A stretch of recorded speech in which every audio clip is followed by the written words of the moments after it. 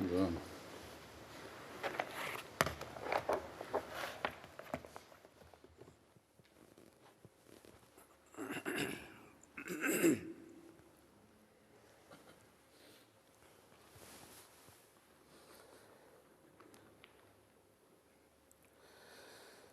اللہ اکبر اللہ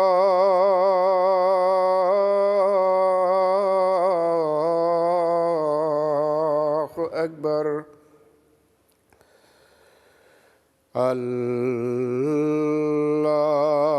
اللہ اکبر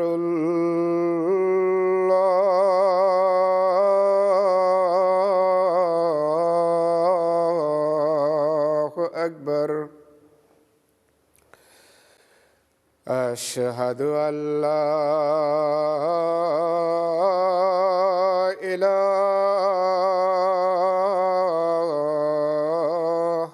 الا اللہ. اشہد ان لا الہ الا اللہ. اشہد ان محمدًا رسول اللہ.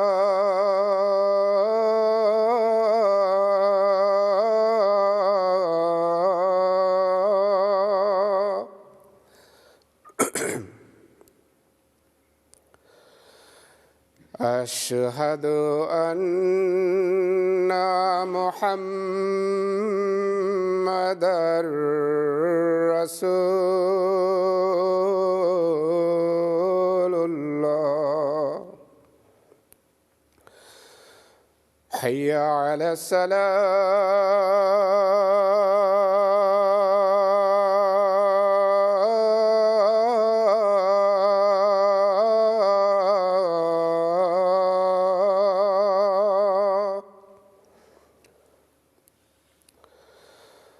حی علی الصلاۃ.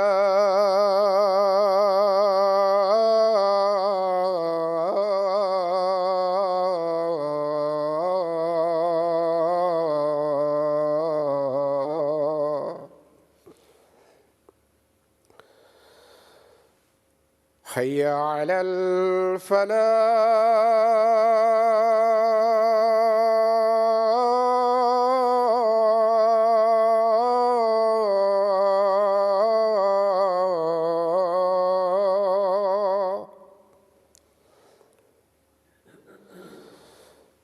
حی علی الفلاح.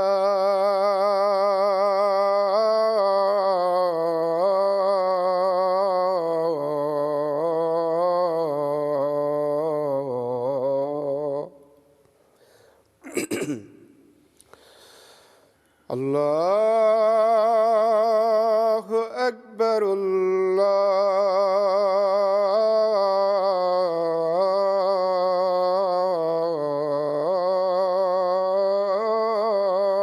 اکبر. لا الہ الا اللہ.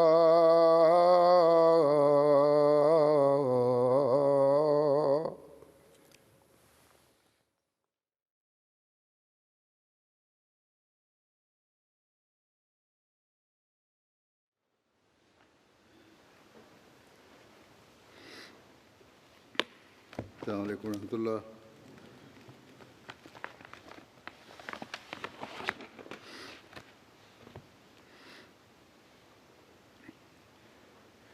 أشهد أن لا إله إلا الله وحده لا شريك له وأشهد أن محمدًا عبده ورسوله. أما بعد فأعوذ بالله من الشيطان الرجيم. بسم الله الرحمن الرحيم الحمد لله رب العالمين الرحمن الرحيم مالك يوم الدين إياك نعبد وإياك نستعين اهدنا الصراط المستقيم صراط الذين أنعمت عليهم غير المغضوب عليهم ولا الضالين.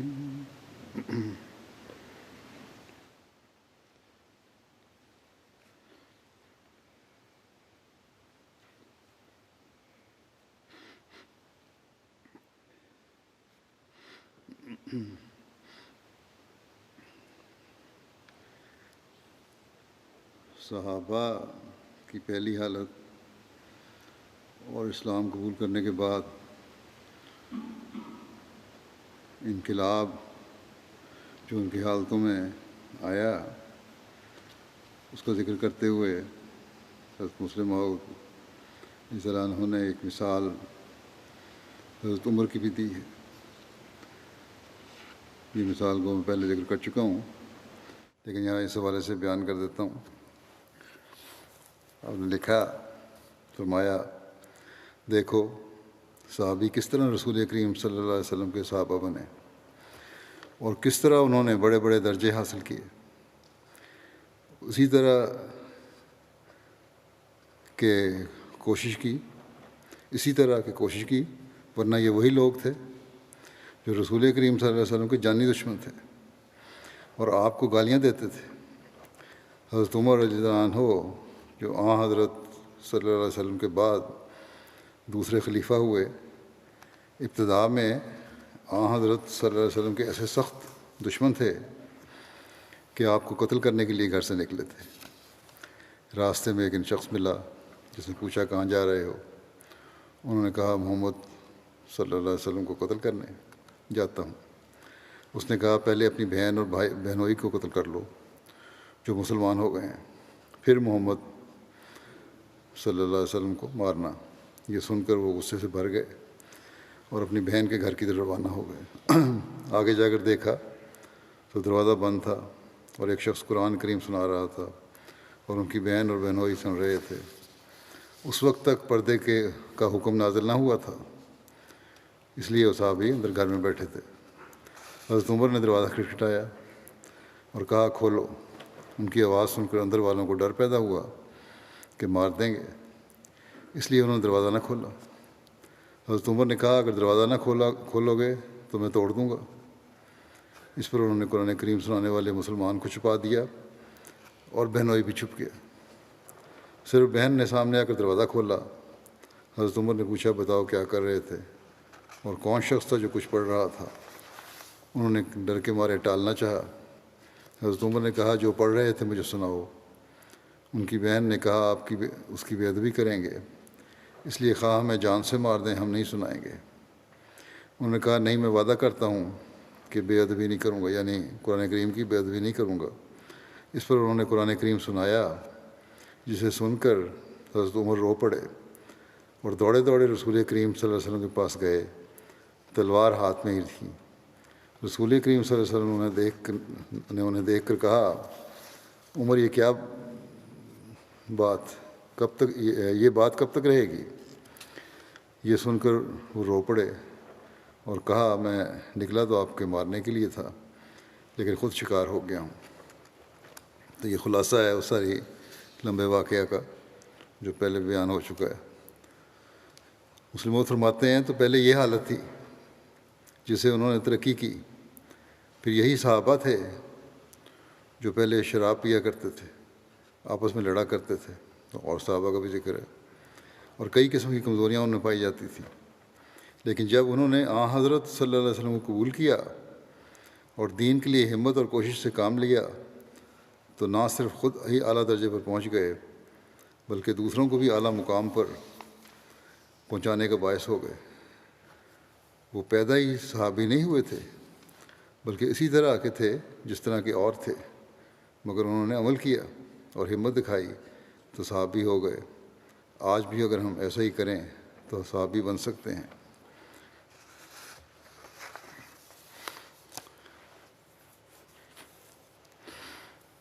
حضرت عمر کی خشیت الہی کی کیا حالت تھی، اس بارے میں روایت ہے۔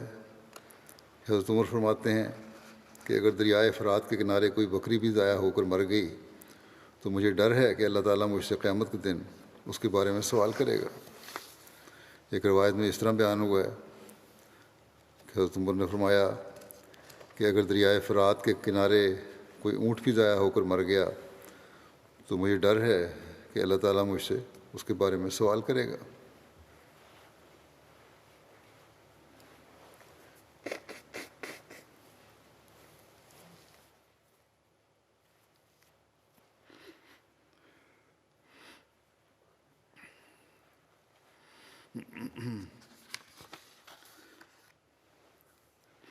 حضرت انس بن مالک سے روایت ہے کہ ایک دن میں عمر بن خطاب کے ساتھ باہر گیا، یہاں تک کہ آپ ایک باغ میں داخل ہوئے۔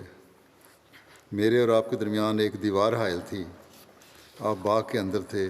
میں نے اس وقت آپ کو یہ کہتے سنا، واہ واہ اے خطاب کے بیٹے عمر، تو امیر المومنین ہے، اللہ کی قسم تو ضرور اللہ سے ڈر، ورنہ وہ ضرور تجھے عذاب دے گا۔ حضرت عمر کی انگوٹھی پر یہ جملہ کندہ تھا کہ کفا بالموت واعظاً یا عمر، کہ اے عمر، واعظ ہونے کے لحاظ سے موت کافی ہے۔ یعنی اگر انسان موت کو یاد رکھے تو وہی نصیحت کرنے والی ایک چیز ہے، اور اپنی حالت کو ٹھیک رکھنے کے لیے یہی چیز کافی ہے۔ عبداللہ بن شداد کہتے تھے کہ میں نے حضرت عمر کی ہچکیاں سنی اور میں آخری صف میں تھا۔ آپ یہ تلاوت کر رہے تھے، انما اشکو بسی و حزنی الی اللہ، یعنی میں تو اپنے رنج و الم کی صرف اللہ کے حضور فریاد کرتا ہوں۔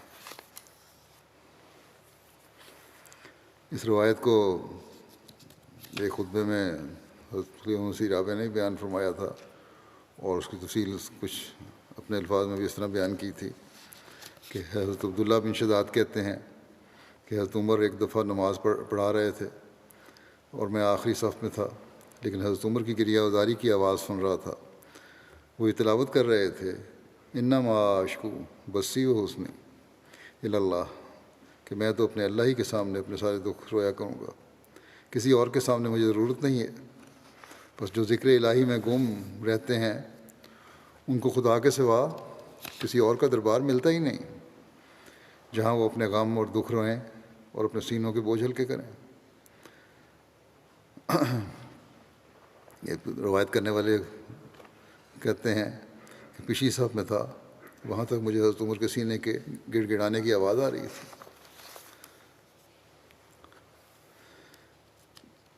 پرانے خدمت کرنے والوں اور قربانی کرنے والوں کا حضرت عمر کس طرح خیال رکھا کرتے تھے، اس بارے میں روایت ہے۔ ثعلبہ بن ابو مالک کہتے ہیں کہ حضرت عمر بن خطاب رضی اللہ عنہ نے اہل مدینہ کی عورتوں میں سے بعض کو اوڑھنیاں تقسیم کیں۔ کوئی اچھی قسم کی اوڑھنیاں آئی تھیں، ان میں سے ایک اچھی اوڑھنی بچ گئی۔ جو لوگ ان کے پاس تھے ان میں سے کسی نے ان سے کہا کہ اے امیر المومنین، آپ یہ رسول اللہ صلی اللہ علیہ وسلم کی اس بیٹی کو دیں جو آپ کے پاس ہے۔ اس کی مراد حضرت علی کی بیٹی حضرت ام کلثوم تھیں۔ حضرت عمر نے کہا ام سلید اس کی زیادہ حقدار ہیں۔ کہا نہیں، ام سلید اس کی زیادہ حقدار ہیں۔ اور حضرت ام سلید فرمایا حضرت عمر نے کہ حضرت ام سلید ان انصاری عورتوں میں سے ہیں جنہوں نے رسول اللہ صلی اللہ علیہ وسلم کی بیعت کی تھی۔ حضرت عمر نے کہا وہ جنگ احد کے دن ہمارے لیے مشقیں اٹھا کر لاتی تھیں۔ پھر قربانی کرنے والوں کے قریبیوں کو بھی نوازنے کا ذکر ایک روایت میں ملتا ہے۔ زید بن اسلم نے اپنے باپ سے روایت کی، کہتے تھے کہ میں حضرت عمر بن خطاب رضی اللہ عنہ کے ساتھ بازار گیا۔ حضرت عمر سے ایک جوان عورت پیچھے سے آ ملی اور کہنے لگی، اے امیر المومنین، میرا خاوند فوت ہو گیا ہے اور چھوٹے چھوٹے بچے چھوڑ گیا ہے۔ اللہ کی قسم، بکری کے پائے بھی انہیں نصیب نہیں، نہ ان کی کوئی کھیتی ہے اور نہ دودھیل جانور یعنی دودھ دینے والے جانور، اور مجھے ڈر ہے کہ کہیں ان کو قید سالی نہ کھا جائے۔ اور میں خفاف بن ایما غفاری کی بیٹی ہوں، اور میرے والد حدیبیہ میں نبی کریم صلی اللہ علیہ وسلم کے ساتھ موجود تھے۔ حضرت عمر یہ سن کر ٹھہر گئے اور آگے نہیں چلے۔ حضرت عمر نے کہا واہ واہ، بہت نزدیک کا تعلق ہے۔ اس کے بعد حضرت عمر نے واپس جا کر ایک مضبوط اونٹ لیا جو گھر میں بندھا تھا، اور 2 بوریاں اناج سے بھریں اور ان پر لاد دیں، اور ان کے درمیان سال بھر کے خرچ کے لیے مال اور کپڑے بھی رکھے۔ پھر اس اونٹ کی نکیل اس عورت کے ہاتھ میں دے دی اور کہا اسے لے جاؤ، یہ ختم نہیں ہوگا کہ اللہ تمہیں اور دے گا۔ ایک شخص کہنے لگا کہ امیر المومنین، آپ نے اس کو بہت دے دیا ہے۔ حضرت عمر نے کہا تیری ماں تجھے کھوئے، یعنی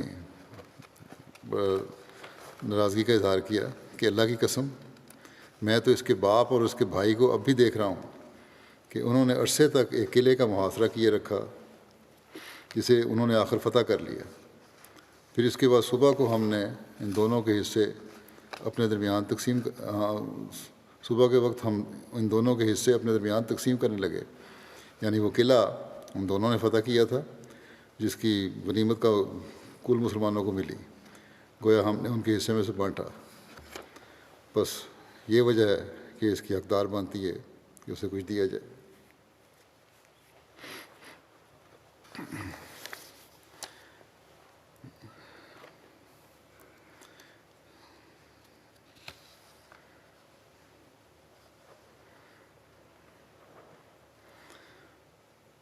بوڑھی اور معذور اور ضرورت مند عورتوں اور لوگوں کا کس طرح خیال رکھا کرتے تھے، اس بارے میں روایت ہے۔ حضرت اللہ کہتے ہیں کہ ایک دفعہ حضرت عمر رات کی تاریکی میں گھر سے نکلے تو حضرت اللہ نے دیکھ لیا۔ حضرت عمر ایک گھر میں داخل ہوئے، پھر دوسرے گھر میں داخل ہوئے۔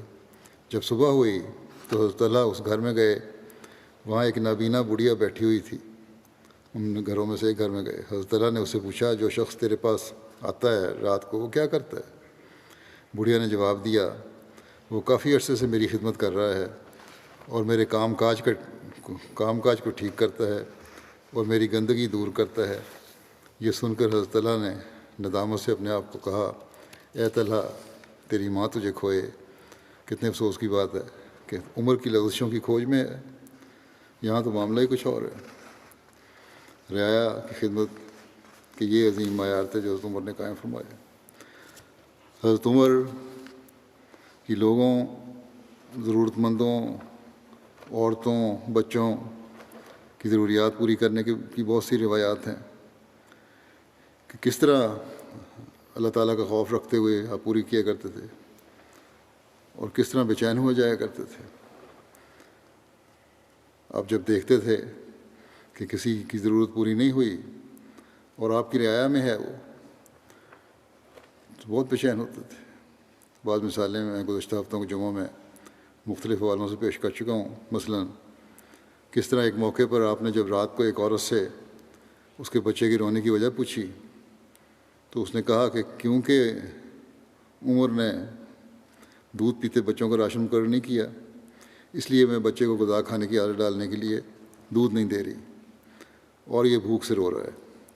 یہ بات سن کر حضرت عمر بے چین ہو گئے اور فوراً کھانے پینے کا سامان کا انتظام کیا اور پھر اعلان کیا کہ آئندہ سے ہر پیدا ہونے والے بچے کو بھی راشن ملا کرے گا۔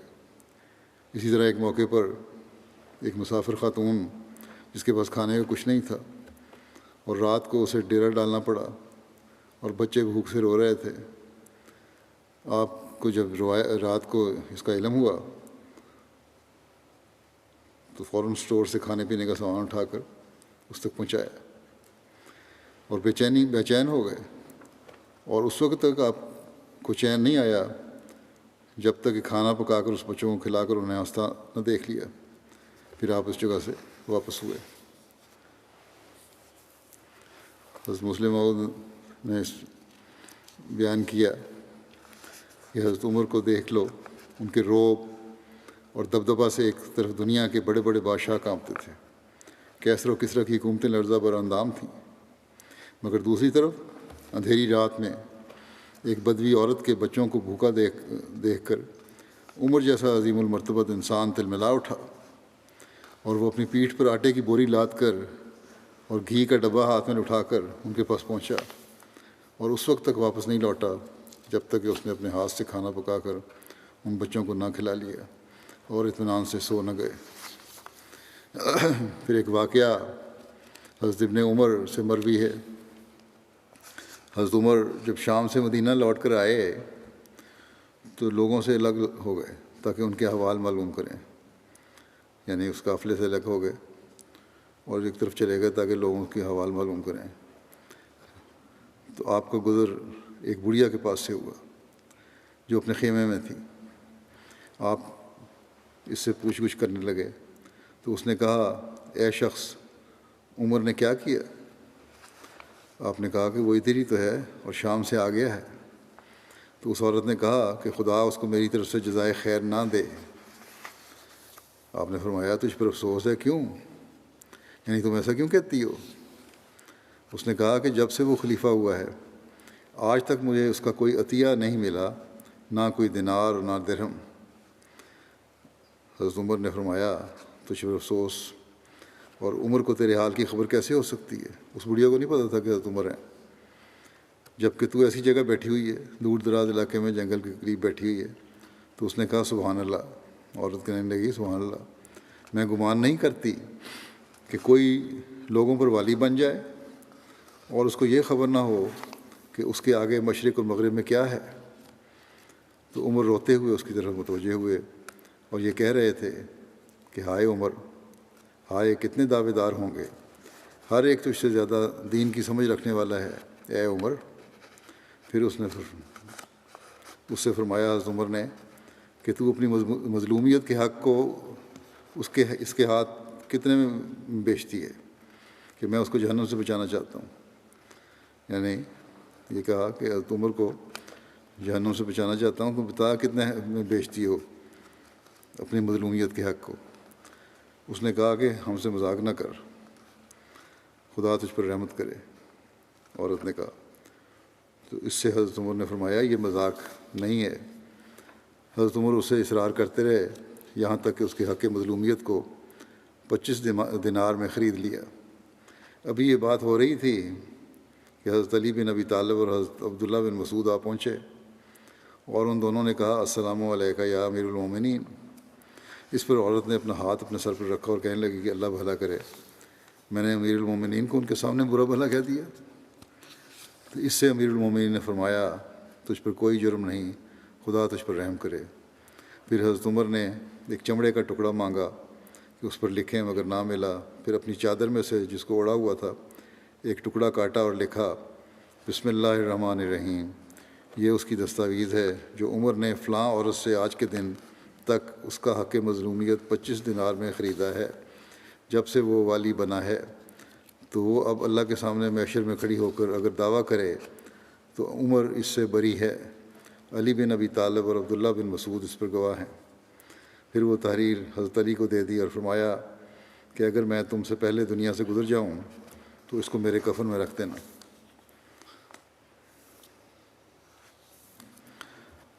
اولاد کا رشتہ دیکھنے کے لیے لوگ کیا معیار رکھتے ہیں، آج کل بھی ہم دیکھتے ہیں بڑے بڑے اونچے معیار ہوتے ہیں۔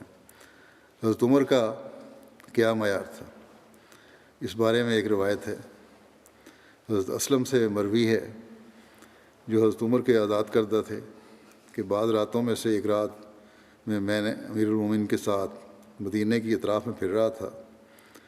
آپ نے ایک گھڑی کے لیے یعنی کچھ وقت کے لیے استراحت کی غرض سے ایک دیوار کی جانب سہارا لیا۔ آپ نے سنا کہ ایک بڑھیا گھر کی دیوار تھی، اس کے سارے بیٹھ گئے۔ تو گھر کے اندر بڑھیا اپنی بیٹی سے کہہ رہی تھی کہ اٹھ اور دودھ میں پانی ملا دے۔ لڑکی نے کہا، آپ نے نہیں جانتی کہ امیر المومنین کے منادی نے یہ اعلان کر دیا ہے کہ دودھ میں پانی نہ ملایا جائے۔ ماں نے کہا نہ اس وقت امیر المومنین موجود ہے اور نہ اس کا منادی۔ لڑکی نے کہا کہ خدا کی قسم یہ بات تو ہمارے لیے مناسب نہیں ہے کہ سامنے تو ہم ان کی اطاعت کریں اور خلوت میں نافرمانی کرنے لگیں۔ حضرت عمر یہ سن کر بہت خوش ہوئے اور فرمایا اے اسلم، اپنے ساتھی سے فرمایا کہ اس مکان پر نشان لگا دو، اس کے دروازے پہ ایک نشان لگا دو۔ دوسرے دن آپ نے کسی کو بھیجا اور اس لڑکی کا رشتہ اپنے بیٹے عاصم سے کر دیا۔ اس کی اسی سچائی پر نیکی کو دیکھتے ہوئے اپنے بیٹے کا رشتہ اس لڑکی سے کر دیا۔ اس سے عاصم کی ایک لڑکی پیدا ہوئی۔ حضرت عمر بن عبدالعزیز اسی لڑکی کی اولاد میں سے تھے۔ ایک روایت میں ہے کہ سلمہ بن بیان کرتے ہیں کہ ایک دفعہ میں بازار سے گزر رہا تھا کہ حضرت عمر اپنے کسی کام سے گزر رہے تھے۔ آپ کے ہاتھ میں کوڑا تھا۔ حضرت عمر نے کہا اے سلمہ، اس طرح راستہ سے ہٹ کر چلا کرو۔ پھر مجھے ہلکا سا کوڑا مارا، لیکن کوڑا میرے کپڑے کے کنارے پر لگا۔ بس میں راستے سے ہٹ گیا اور آپ خاموش ہو گئے، یہاں تک اس بات کو سال گزر گیا۔ پھر حضرت عمر سے میری بازار میں ملاقات ہوئی۔ آپ نے فرمایا اے سلمہ، کیا اس سال حج کو جانے کا ارادہ ہے؟ میں نے کہا ہاں اے امیر المومنین۔ پھر آپ نے میرے ہاتھ پکڑا اور مجھے گھر لے گئے اور ایک تھیلے میں سے 600 درہم مجھے دیے اور فرمانے لگے اے سلمہ، اس کو اپنی ضروریات میں استعمال کر لو، اور یہ اس کا بدلہ ہے جو 1 سال پہلے میں نے تمہیں کوڑا مارا تھا۔ سلمہ نے کہتے ہیں کہ میں نے عرض کیا کہ اللہ کی قسم امیر المومنین، میں یہ بات بالکل بھول چکا تھا اور آج آپ نے یاد کروائی ہے۔ حضرت عمر رضی اللہ عنہ یہ بھی دیکھا کرتے تھے کہ بازار کی قیمتیں ایسی ہوں جن سے کسی بھی فریق کے شہری حقوق متاثر نہ ہوں۔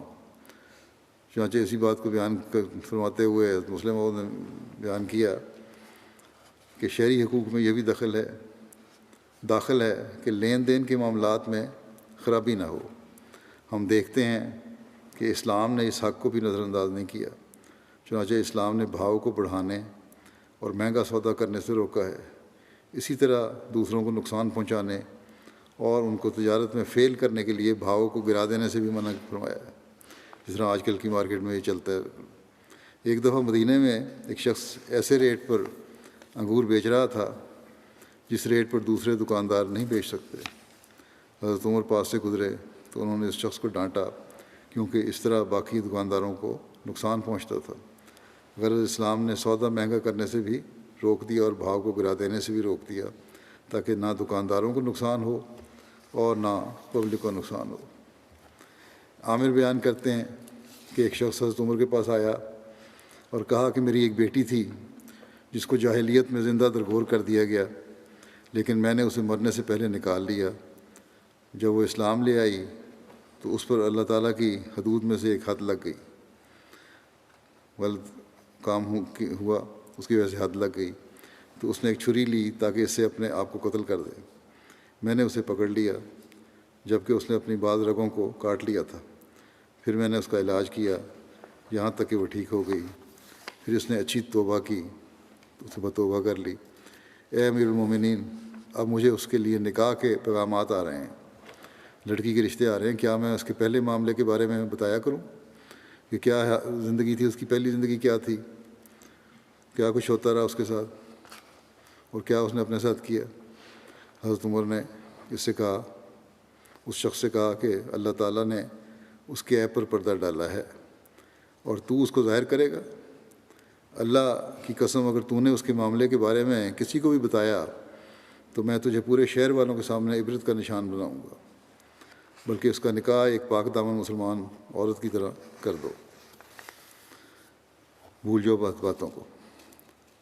تعاون، امواس اور حضرت عمر کا لوگوں کی جانوں کے بارے میں فکر کیا تھی، اس بارے میں آتا ہے کہ رملہ نے بیت المقدس کے راستے پر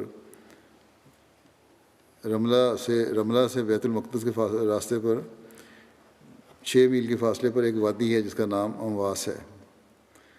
کتب تاریخ میں لکھا ہے کہ یہاں سے مرض طاعون کا آغاز ہوا اور ارض شام میں پھیل گیا، اس لیے اسے طاعون امواس کہا جاتا ہے۔ اس مرض سے شام میں لاتعداد اموات ہوئیں بعض کے نزدیک اس سے 25,000 کے قریب اموات ہوئیں۔ 17 ہجری کو حضرت عمر مدینہ سے شام کے لیے روانہ ہوئے اور سرخ مقام پر پہنچ کر سپہ سالارہ نے لشکر سے ملاقات کی۔ سرخ بھی شام اور حجاز کے سرحدی علاقے میں وادی تبوک کی ایک بستی کا نام ہے، اور آپ کو اس بات کی اطلاع دی گئی کہ اس زمین امواس میں بیماری پھیلی ہوئی ہے، تو آپ مشورے کے بعد واپس لوٹ آئے۔ اس کی تفصیل صحیح بخاری کی ایک روایت میں یوں مذکور ہے۔ حضرت عبداللہ بن عباس بیان کرتے ہیں، یہ پہلے بھی ایک تو ہے، کچھ واقعہ اس کا بیان ہو چکا ہے ایک اور حوالے سے۔ جب حضرت عمر سرخ مقام پر پہنچے تو آپ کی ملاقات فوجوں کے عمراء حضرت ابو عبیدہ اور ان کے ساتھیوں سے ہوئی۔ ان لوگوں نے حضرت عمر کو بتایا کہ شام کے ملک میں طاعون کی وبا پھوٹ پڑی ہے۔ حضرت عمر نے اپنے پاس مشورے کے لیے اولین مہاجرین کو بلایا۔ حضرت عمر نے ان سے مشورہ کیا، مگر مہاجرین میں اختلاف رائے ہو گئی۔ بعض کا کہنا تھا کہ یہاں سے پیچھے نہیں ہٹنا چاہیے، جبکہ بعض نے کہا کہ اس لشکر میں رسول اللہ صلی اللہ علیہ وسلم کے صحابہ کرام شامل ہیں اور ان کو اس وبا میں ڈالنا مناسب نہیں۔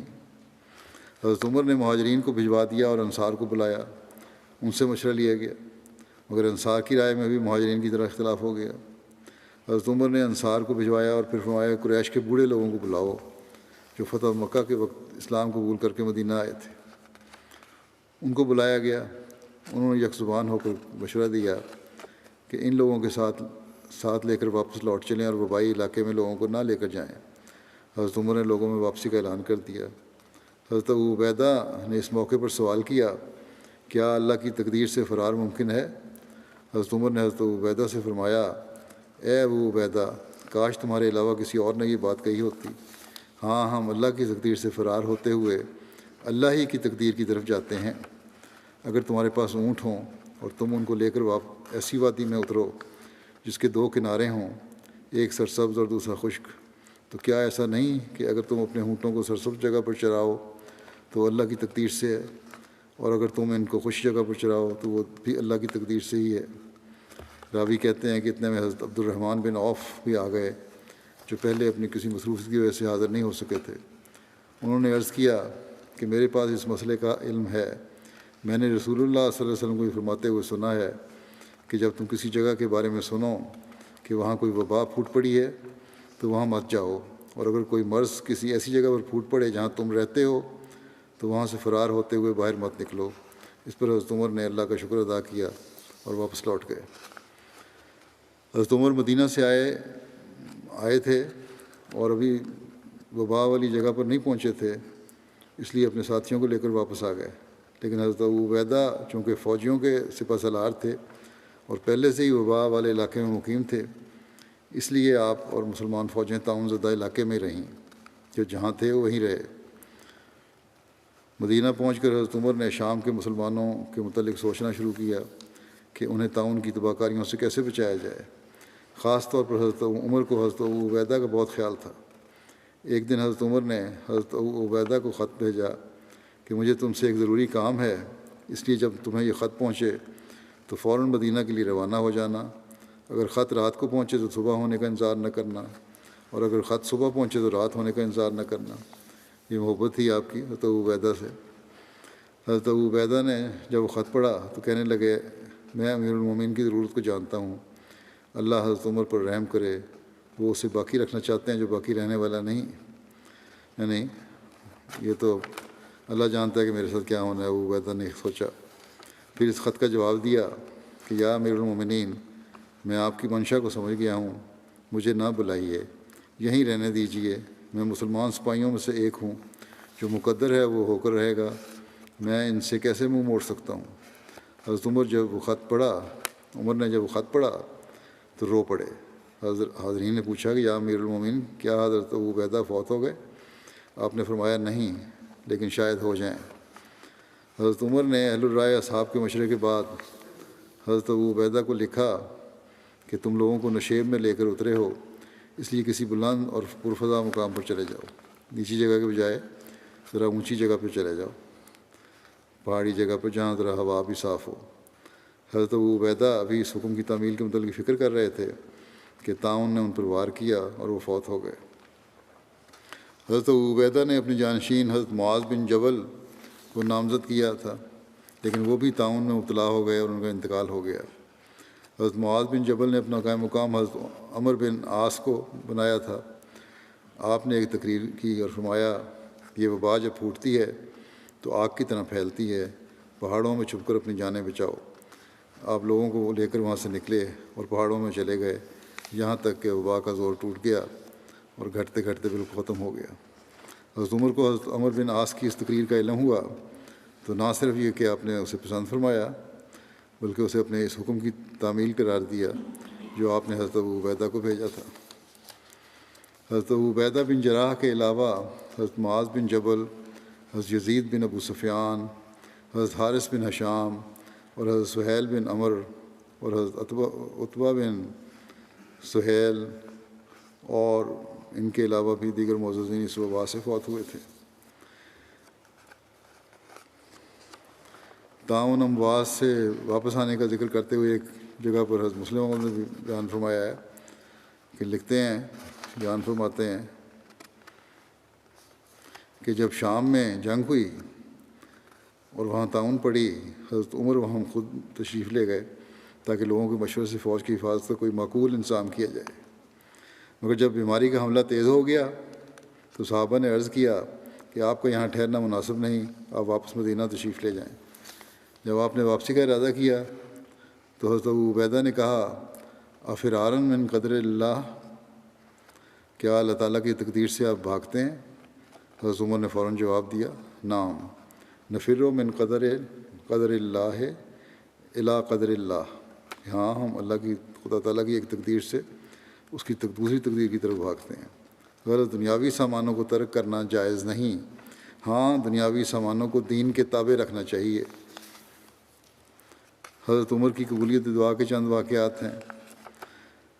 حضرت خوات بن جبیر فرماتے ہیں کہ حضرت عمر کے دور خلافت میں لوگ سخت قحط میں مبتلا ہوئے تو حضرت عمر لوگوں کے ساتھ نکلے اور ان کو 2 رکعت نماز استسقاء پڑھائی، پھر اپنی چادر اپنے دونوں کندھوں پر ڈالی اور چادر کے دائیں طرف کو بائیں کندھے پر ڈالا اور بائیں طرف والی چادر کو دائیں کندھے پر ڈالا، پھر یعنی لپیٹ لی، پھر اپنے ہاتھ کو دعا کے لیے اٹھایا اور عرض کیا، اللہم انا نستغفرک و نستسقیک، کہ اے اللہ عز و جل، بے شک ہم تجھ سے بخشش طلب کرتے ہیں اور بارش کے خواستگار ہیں۔ ابھی آپ دعا مانگ کر اپنی جگہ سے پیچھے نہیں ہوئے تھے کہ بارش شروع ہو گئی۔ راوی کہتے ہیں کہ جو ہمارے دیہاتی لوگ تھے وہ حضرت عمر کے پاس آئے اور عرض کیا، اے امیر المومنین، فلاں دن فلاں وقت اپنی وادی میں تھے ہم کہ بادلوں نے ہم پر سایہ کیا اور ہم نے اس میں سے ایک آواز سنی کہ ابو حفص کی بارش تمہارے پاس آئی، ابو حفص کی بارش تمہارے پاس آئی۔ آپ کی ایک دعا کی قبولیت کا واقعہ دریائے نیل کے جاری ہونے کے بارے میں بیان کیا جاتا ہے۔ دریائے نیل جب خشک ہوتا تھا تو اسلام سے پہلے وہاں کے لوگوں میں اسے جاری رکھنے کی ایک رسم تھی، اور واقعی اس رسم کا کوئی اثر ہوتا تھا یا نہیں اللہ بہتر جانتا ہے، لیکن اسلام نے آ کر اس رسم کا خاتمہ کر دیا۔ اور اس رسم کے خاتمے کے بارے میں جو واقعہ بیان کیا جاتا ہے وہ یوں ہے کہ قیس بن حجاج سے روایت ہے کہ جب مصر فتح ہوا تو وہاں کے باشندے اجمی مہینوں کے کسی دن حضرت عمر بن عاص کے پاس آئے تو لوگوں نے کہا، اے امیر المومنین، اے امیر، ہمارے دریائے نیل کے لیے ایک رسم ہے جس کے بغیر یہ بہتا نہیں ہے۔ حضرت عمر نے پوچھا کہ وہ کیا ہے؟ انہوں نے کہا کہ جب 11 راتیں اس مہینے کی گزر جائیں تو ہم ایک کماری لڑکی کے پاس اس کے والدین کی موجودگی میں جاتے ہیں، پھر اس کے والدین کو رضامند کرتے ہیں اور اس کو بہترین کپڑے اور زیورات پہناتے ہیں، پھر اس کو دریائے نیل میں ڈال دیتے ہیں۔ حضرت عمر نے ان سے کہا کہ اسلام میں ایسا کبھی نہیں ہوگا، یقیناً اسلام ان تمام رسموں کو ختم کرتا ہے جو اس سے پہلے تھیں۔ بس وہ ٹھہرے رہے اور دریائے نیل اس وقت بالکل نہیں بہہ رہا تھا، یہاں تک کہ لوگوں نے وطن سے نکلنے کا ارادہ کر لیا، یعنی شروع میں ڈال دیتے تھے، آخر جب یہ ایسا وقت آ گیا کہ دریائے نیل بالکل خشک ہو گیا، لوگوں نے وہاں سے جانے کا ارادہ کر لیا، چھوڑنے کا جگہ کو۔ بس جب حضرت عمر نے یہ دیکھا تو حضرت عمر بن خطاب کو اس کے بارے میں لکھا۔ حضرت عمر نے حضرت عمر بن عاص کو جواباً لکھا کہ تم نے جو کچھ کہا وہ ٹھیک ہے، یقیناً اسلام ان تمام رسموں کو ختم کرتا ہے جو اس سے پہلے تھیں۔ انہوں نے خط کے اندر ایک چھوٹا رکا بھیجا اور حضرت عمر نے حضرت عمر کو لکھا کہ یقیناً میں نے تمہاری طرف اپنا خط کے اندر ایک رکا بھیجا ہے، اس کو دریائے نیل میں ڈال دینا۔ جب حضرت عمر کا خط حضرت عمر بن عاص کو پہنچا تو انہوں نے وہ رکا نکالا اور اس کو کھولا تو اس میں لکھا تھا، اللہ کے بندے عمر بن خطاب امیر المومنین کی طرف سے مصر کے دریائے نیل کی طرف، اما بعد اگر تو خود سے بہہ رہا ہے تو نہ بہہ، لیکن اگر اللہ تعالیٰ تجھے چلا رہا ہے تو میں اللہ واحد و قہار سے دعا کرتا ہوں کہ وہ تجھے چلائے۔ پس حضرت عمر نے وہ رکا صلیب کے تہوار سے ایک دن پہلے دریائے نیل میں ڈال دیا۔ جب صبح ہوئی تو اللہ تعالیٰ نے ایک ہی رات میں 16 ہاتھ زیادہ پانی دریائے نیل میں جاری کر دیا۔ پھر اللہ تعالیٰ نے اہل مصر کی اس رسم کا خاتمہ کر دیا۔ اکثر تاریخی کتب میں تو اس واقعے کی تصدیق لکھی ہے، لیکن ایک حضرت عمر کے ایک سیرت نگار محمد حسین ہیکل نے اس کی تردید کی ہے کہ کوئی رسم ایسی نہیں تھی۔ بہرحال یہ ایک واقعہ ہے۔ پھر حضرت ساریہ کا جنگ میں حضرت عمر کی آواز سننے کا واقعہ ہے، پہلے بھی ہو چکا ہے، یہاں بھی بیان کر دیتا ہوں اس حوالے سے، قبولیت دعا کے حوالے سے، اور اللہ تعالیٰ کا جو ہے خاص سلوک تھا۔ تاریخ طبری میں ہے کہ حضرت عمر نے حضرت ساریہ بن زنیم کو فساد اور دارا بجرد کے علاقے فسا اور دارا بجرد کے علاقے کی طرف روانہ کیا۔ انہوں نے وہاں پہنچ کر لوگوں کا محاصرہ کر لیا۔ اس پر انہوں نے اپنے حمایتی لوگوں کو اپنی مدد کے لیے بلایا تو وہ لوگ مسلمان لشکر کے مقابلے کے لیے صحرا میں اکٹھے ہو گئے، اور جب ان کی تعداد زیادہ ہو گئی تو انہوں نے ہر طرف سے مسلمانوں کو گھیر لیا۔ حضرت عمر جمعہ کے دن خطاب دے رہے تھے کہ آپ نے فرمایا، یا ساریہ بن زنیم الجبل الجبل، یعنی اے ساریہ بن زنیم پہاڑ پہاڑ۔ مسلمان لشکر جس جگہ مقیم تھا اس کے قریب ہی ایک پہاڑ تھا، اگر وہ اس کی پناہ لیتے تو دشمن صرف ایک طرف سے حملہ آور ہو سکتا تھا۔ بس انہوں نے پہاڑ کی جانب پناہ لے لی۔ اس کے بعد انہوں نے جنگ کی اور دشمن کو شکست دی اور بہت سا مال غنیمت حاصل کیا۔ حضرت مسیح علیہ السلام نے بھی اس واقعے کو بیان فرما کر فرمایا ہے کہ صحابہ سے ایسے خوارق کثرت سے ثابت ہیں۔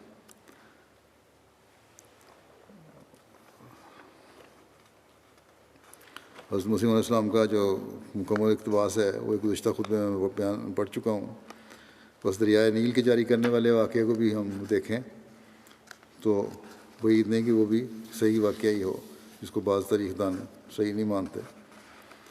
حضرت عمر کی ٹوپی کی برکت اور کیسر روم کے بارے میں ایک ذکر ملتا ہے، اس کو حضرت مسلم موعود نے بیان فرمایا ہے کہ حضرت عمر رضی اللہ عنہ کے زمانے میں ایک دفعہ کیسر کے سر میں شدید درد ہوا اور باوجود ہر قسم کے علاج کے اسے آرام نہ آیا۔ کسی نے اسے کہا کہ حضرت عمر کو اپنے حالات لکھ کر بھجوا دیں اور ان سے تبرک کے طور پر کوئی چیز منگواؤ، وہ تمہارے لیے دعا بھی کریں گے اور تبرک بھی بھجوا دیں گے، ان کی دعا سے تمہیں ضرور شفا حاصل ہو جائے گی۔ اس نے حضرت عمر رضی اللہ عنہ کے پاس اپنا سفیر بھیجا۔ حضرت عمر رضی اللہ عنہ نے سمجھا کہ یہ متکبر لوگ ہیں، میرے پاس اس نے کہاں آنا تھا، اب یہ دکھ میں مبتلا ہوا ہے تو اس نے اپنا سفیر میرے پاس بھیج دیا ہے۔ اگر میں نے اسے کوئی اور تبرک بھیجا تو ممکن ہے کہ وہ اسے حقیر سمجھ کر استعمال نہ کرے، اس لیے مجھے کوئی ایسی چیز بھجوانی چاہیے جو تبرک کا کام بھی دے اور اس کے تکبر کو بھی توڑ دے۔ چنانچہ انہوں نے اپنی ایک پرانی ٹوپی جس پر جگہ جگہ داغ لگے ہوئے تھے اور جو میل کی وجہ سے کالی ہو چکی تھی اسے تبرک کے طور پر بھجوا دی۔ اس نے جب یہ ٹوپی دیکھی تو اسے بہت برا لگا، تو اس نے اب ٹوپی نہ پہنی، مگر خدا تعالیٰ یہ بتانا چاہتا تھا کہ تمہیں برکت اب محمد رسول اللہ صلی اللہ علیہ وسلم کے ذریعے ہی حاصل ہو سکتی ہے۔ اسے اتنا شدید درد سر ہوا کہ اس نے اپنے نوکروں سے کہا وہ ٹوپی لاؤ جو عمر نے بھجوائی تھی تاکہ میں اسے اپنے سر پر رکھوں۔ چنانچہ اس نے ٹوپی پہنی اور اس کا درد جاتا رہا۔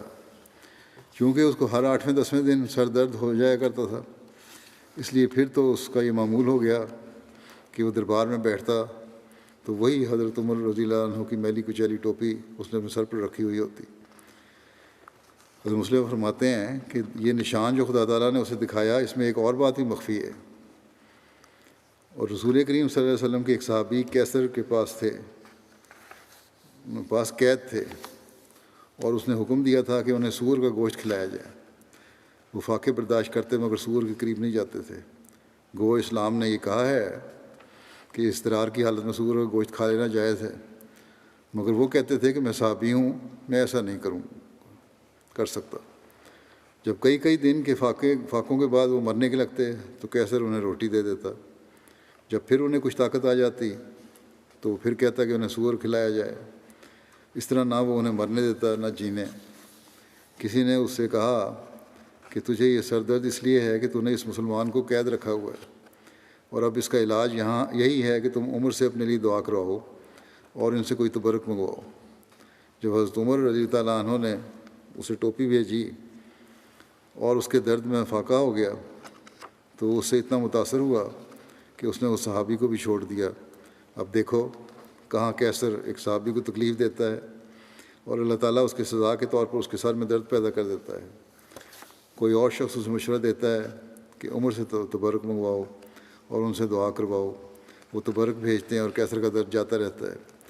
اس طرح اللہ تعالیٰ اس صحابی کی نجات کے بھی سامان کر دیتا ہے اور محمد رسول اللہ صلی اللہ علیہ وسلم کی صداقت اس پر ظاہر کر دیتا ہے۔ تفسیر رازی میں ہے کہ کیسر نے حضرت عمر کو لکھا کہ مجھے سر درد ہے جو ٹھیک نہیں ہو رہی، آپ میرے لیے کوئی دوا بھجوائیں۔ تو حضرت عمر نے اس کے لیے ٹوپی بھجوائی۔ جب وہ اسے اپنے سر پر رکھتا تو اس کے سر میں درد رک جاتی، اور جو ہی وہ اسے سر سے اتارتا اسے دوبارہ سر درد ہو جاتی۔ بس اس بات سے وہ متعجب ہوا۔ اس نے ٹوپی میں تلاش کیا اور اس میں ایک کاغذ پایا جس میں بسم اللہ الرحمن الرحیم لکھا ہوا تھا۔ یہ تفسیر رازی کیا ایک ہے ذکر۔ حضرت عمر کی دعائیں ہیں بعض۔ عمر بن میمون بیان کرتے ہیں کہ حضرت عمر یہ دعا کیا کرتے تھے کہ اللہم توفنی مع الابرار ولا تخلفنی فی الاشرار وقنی عذاب النار والحقنی بالاخیار۔ اے اللہ مجھے نیک لوگوں کے ساتھ وفات دے اور مجھے برے لوگوں میں پیچھے نہ چھوڑ، اور مجھے آگ کے عذاب سے بچا اور مجھے نیک لوگوں کے ساتھ ملا دے۔ یحییٰ بن سعید بن مسیب سے روایت ہے کہ حضرت عمر بن خطاب جب مینا سے لوٹے تو اپنے اونٹ کو ابطح نے بٹھایا اور وادی بطحا کے پتھروں سے ایک ڈھیر بنایا اور اس پر اپنی چادر کا ایک کنارہ بچھا کر لیٹ گئے اور اپنے ہاتھ آسمان کی طرف اٹھا کر دعا کرنے لگے، اللہم کبرت سنی وضعفت قوتی وانتشرت رعیتی فاقبضنی الیک غیر مزین ولا مفرط۔ اے اللہ میری عمر زیادہ ہو گئی ہے اور میری قوت کم ہو گئی ہے اور میری رعیت پھیل گئی ہے، تو مجھے بغیر ضائع کیے اور کم کیے وفات دے دے۔ بس ابھی ذوالحجہ کا مہینہ ختم نہیں ہوا تھا کہ آپ پر حملہ ہوا اور آپ کی شہادت ہو گئی۔ حضرت ابن عمر سے مروی ہے کہ قحط کے دنوں میں حضرت عمر نے ایک نیا کام کیا جسے وہ نہ کیا کرتے تھے۔ وہ یہ تھا کہ لوگوں کو عشاء کی نماز پڑھا کر اپنے گھر میں داخل ہو جاتے اور آخر شب تک مسلسل نماز پڑھتے رہتے۔ پھر آپ باہر نکلتے اور مدینہ کے اطراف میں چکر لگاتے رہتے۔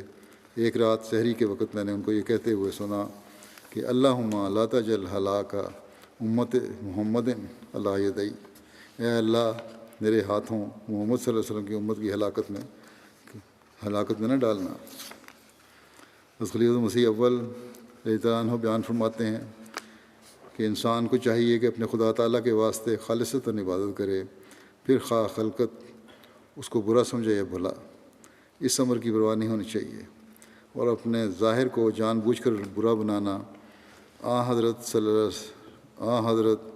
رسول کریم صلی اللہ علیہ وسلم کی سکھلائی ہوئی اس دعا سے ناجائز ثابت ہوتا ہے، اور وہ دعا حضرت صلی اللہ علیہ وسلم نے حضرت عمر کو سکھلائی تھی، اور اس طرح ہے کہ اللہم اجل سریرتی خیرم من علانیتی وجل علانیتی صالحہ، کہ اے اللہ میرے باطن کو میرے ظاہر سے بہتر بنا اور میرے ظاہر کو اچھا کر۔ حضرت عمر کا مسجد نبوی اور نماز کی آداب کا خیال رکھنا، اس بارے میں روایت ہے، حضرت صاحب بن یزید سے روایت ہے، وہ کہتے تھے کہ میں مسجد میں کھڑا تھا کہ ایک شخص نے مجھے کنکر ماری، میں نے اس کی طرف نظر اٹھا کر دیکھا تو کیا دیکھتا ہوں کہ حضرت عمر بن خطاب ہیں۔ انہوں نے کہا جاؤ ان دونوں کو میرے پاس لے آؤ۔ دو شخص تھے جو اونچی اونچی باتیں کر رہے تھے، میں ان دونوں کو لے آیا۔ حضرت عمر نے کہا تم دونوں کون ہو، یا کہا تم کہاں سے ہو؟ انہوں نے کہا کہ ہم طائف کے باشندوں میں سے ہیں۔ اس پر حضرت عمر نے کہا کہ اگر تم اس شہر کے باشندے ہوتے تو میں تمہیں سزا دیتا، رسول اللہ صلی اللہ علیہ وسلم کی مسجد میں تم اپنی آوازیں بلند کرتے ہو۔ حضرت ابن عمر رضی اللہ عنہ فرماتے ہیں حضرت عمر کا طریقہ یہ تھا کہ جب تک صفیں برابر نہیں ہوتی تھیں اس وقت تک اللہ اکبر نہیں کہتے تھے، بلکہ صفیں سیدھی کروانے کے لیے ایک شخص مقرر فرمایا ہوا تھا۔ ابو عثمان نہدی نے کہا کہ میں نے حضرت عمر کو دیکھا کہ جب نماز کے لیے اقامت ہوتی تو قبلے کی طرف پیٹھ کر کے، یعنی لوگوں کی طرف منہ کر کے فرماتے اے فلاں آگے ہو جاؤ اور اے فلاں پیچھے ہو جاؤ، یعنی صفیں سیدھی کر رہے ہوتے تھے۔ تم اپنی صفوں کو سیدھی رکھو، جب صفیں سیدھی ہو جاتی ہیں تو پھر آپ قبلہ کی طرف منہ کر کے اللہ اکبر کہتے۔ حضرت عمر کی مالی قربانی اور اللہ تعالیٰ کی راہ میں خرچ کرنے کے بارے میں ایک روایت ہے، اور بھی بہت ساری روایتیں ہیں۔ حضرت ابن عمر بیان کرتے ہیں کہ حضرت عمر بن خطاب نے خیبر میں کچھ زمین حاصل کی اور وہ نبی صلی اللہ علیہ وسلم کے پاس اس کے متعلق مشورہ کرنے آئے۔ انہوں نے کہا یا رسول اللہ، میں نے خیبر میں زمین حاصل کی ہے، میرے نزدیک اس سے بہتر مجھے کبھی کوئی جائیداد نہیں ملی، آپ مجھے اس کے بارے میں کیا مشورہ دیتے ہیں؟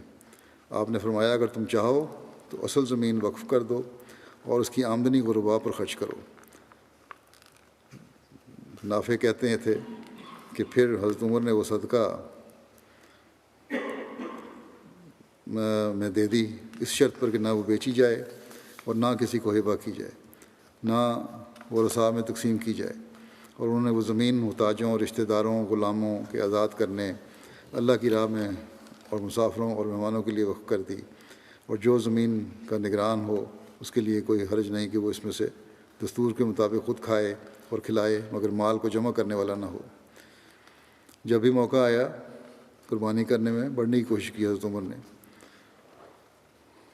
وہ بھی موقع تھا جب حضرت صلی اللہ علیہ وسلم نے مال کی قربانی کی تحریک فرمائی تو اپنا آدھا مال لے کر آ گئے۔ پہلے بھی یہ واقعہ بیان ہو چکا ہے۔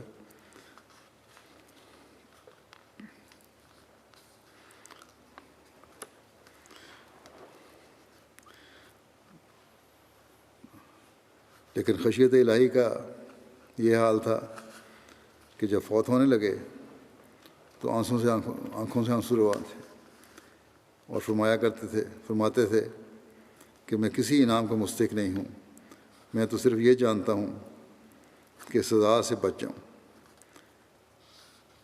یہ تھا خشیت خوف خدا کا حال آپ کا۔ بارے بھی تھوڑی سی باتیں ہیں جو آئندہ بھی انشاءاللہ بیان ہو جائیں گی۔